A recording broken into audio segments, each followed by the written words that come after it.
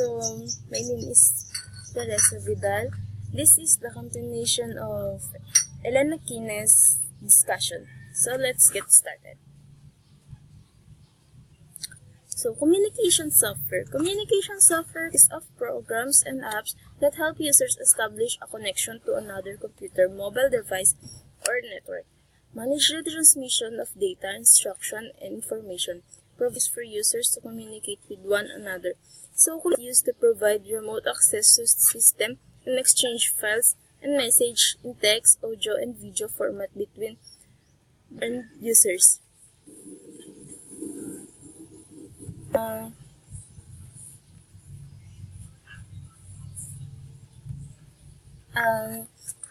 Network communication standards and protocols. Ethernet, token ring, TCP or IP, Wi-Fi, Bluetooth, UWB, IRDA, RFID, NFC, and LTE.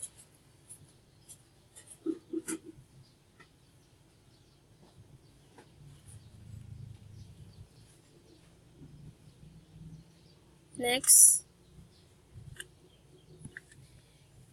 under network communication standards and Ethernet. Ethernet is a network standard that specifies no central computer or device on the network.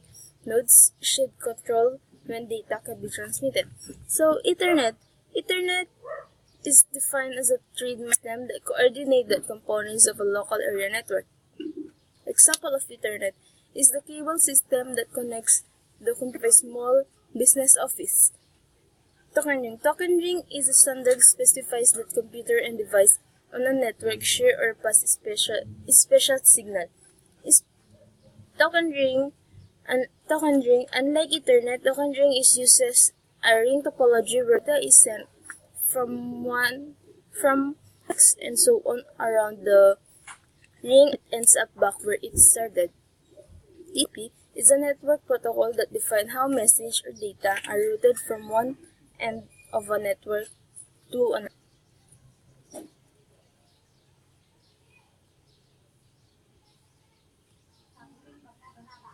So, network communication standards and protocols.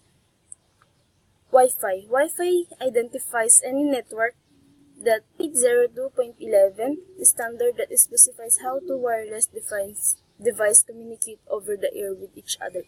For example, nakakonect ako ngayon sa PLDT. Pwede na ako mag-browse sa laptop ko. Kahit ano, mag-YouTube, Google, Facebook, etc. LTE. LTE is a network standard that defines how high-speed cellular transmission use broadcast radio to transmit data for mobile communications. Ito yung kung gaano kabilis yung network na ginagamit mo. Gano'ng kabilis yung internet na gamit mo. For example, sa mga broadcasters. Mga broadcasters may hindi sila pwedeng mawalan ng connection sa studio nila. So they need internet.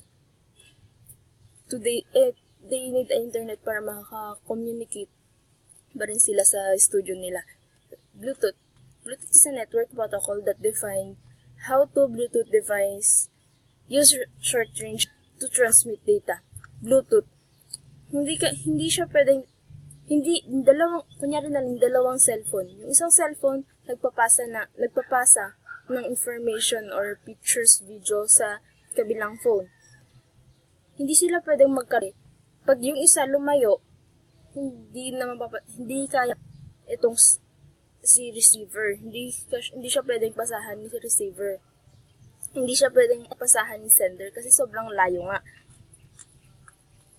UWB or Ultra Wideband is a network standard that is UWB device use short-range radio wave to communicate at high speed each other.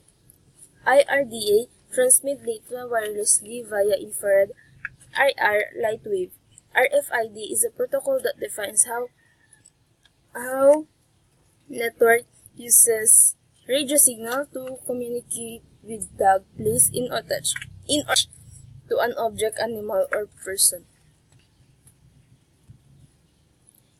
This is an example of RFID, Electronic RFID Toll Collection. Itong kotseng to, kung nakita nyo, yung kotse to, itong kotseng to, kadalasan natin itong nakikita sa mga Hollywood.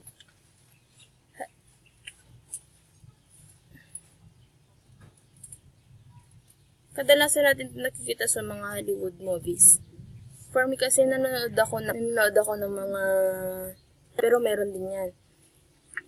Kung ano yung sasabihin, yun ang gagawin ni Che. Kasi nga may nakalagay sa kanyang RFID tag kahit walang gumagalaw sa kanya, kahit walang tao sa RFID tag, kung ano yung ilalagay ni server sa computer niya, gagawin ni car. Kasi, yun nga, yun ang gamit ni RFID tag. Kahit kung hindi mo sabihin kahit kanino yung location mo, malalaman hanggat naka-open yung GPS ng kotse mo.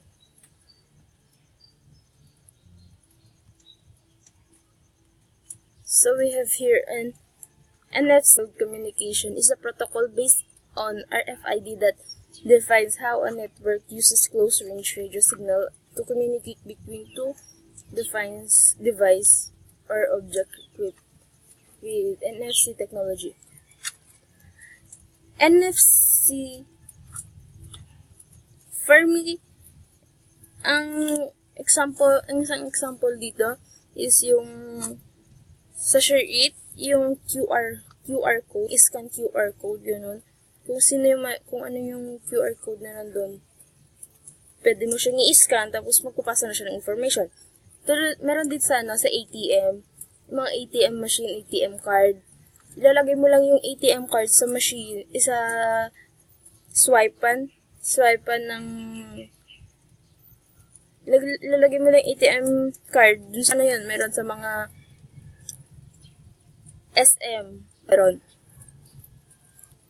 So we have here communication lines, dedicated line, cable, DSL, ISDN, FTTP, T-carrier, and ATM. Gaano kabilis paggamit ng mga cable, DSL, ISDN, TTP, fractional T1, T1, T3, at ATM. DSL is a type of DSL that support faster downstream rates than upstream rates. An DSL connection may allows download rates of 1.1 Mbps, while upload speed may only reach 256 kbps. Since more users download much more data than they upload, this difference usually does not make noticeable impact of internet access speed.